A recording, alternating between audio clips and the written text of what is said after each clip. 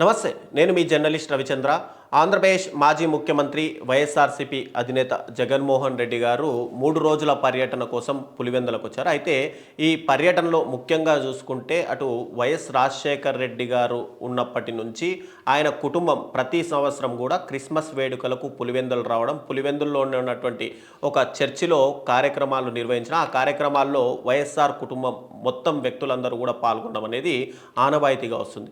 అయితే రాజశేఖర్ రెడ్డి గారి తదనంతరం కూడా ఆయన వారసుడు జగన్మోహన్ రెడ్డి ఈ సాంప్రదాయాన్ని ఎక్కడా విస్మరించకుండా టోటల్గా నియోజకవర్గానికి ప్రతి క్రిస్మస్ సందర్భంలో రావడం, ఆ చర్చిలో జరిగేటువంటి కార్యక్రమాల్లో పాల్గొంటూ వస్తున్నారు.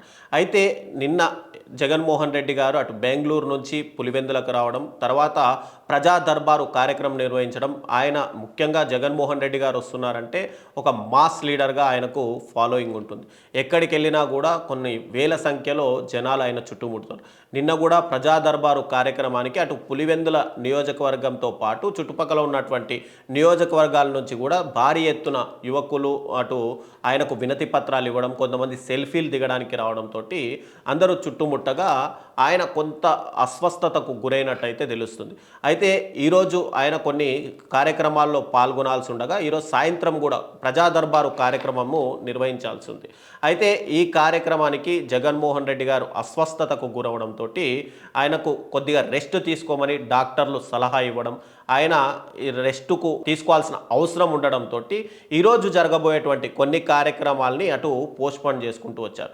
అయితే రేపు ఆయన క్రిస్మస్ వేడుకల్లో పాల్గొంటారా, లేదంటే ఈ అస్వస్థతకు గురయ్యారు కాబట్టి ఇంటి నుంచే ఆయన సందేశం ఏమైనా ఇస్తారా అనేది మాత్రం కొద్దిగా సస్పెన్స్గా ఉన్న, ఖచ్చితంగా జగన్మోహన్ రెడ్డి గారు ఈ చర్చికి సంబంధించినటువంటి క్రిస్మస్ వేడుకల్లో పాల్గొనే అవకాశాలు అయితే ఉన్నాయి.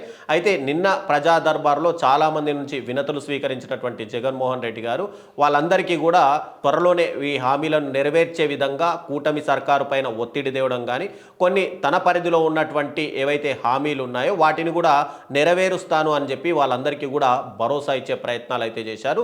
ఈరోజు ప్రజా దర్బారు నిర్వహిస్తే అలాగే నిన్న వచ్చినట్టుగానే కొన్ని వేల మంది ప్రజా దర్బారు కార్యక్రమానికి వచ్చే అవకాశాలు ఉండడంతో మరి ఈ అస్వస్థత మరింత ఎక్కువయ్యే అవకాశం ఉన్నాయి. ఆయన నీరసపడే అవకాశాలు ఉండడంతో అటు డాక్టర్ల సలహా మేరకు ఇటు కుటుంబ సభ్యుల సలహా మేరకు కూడా జగన్మోహన్ రెడ్డి గారు ఈరోజు కొన్ని కార్యక్రమాలను అయితే పూర్తిగా వాయిదా వేసుకున్నట్టయితే తెలుస్తుంది.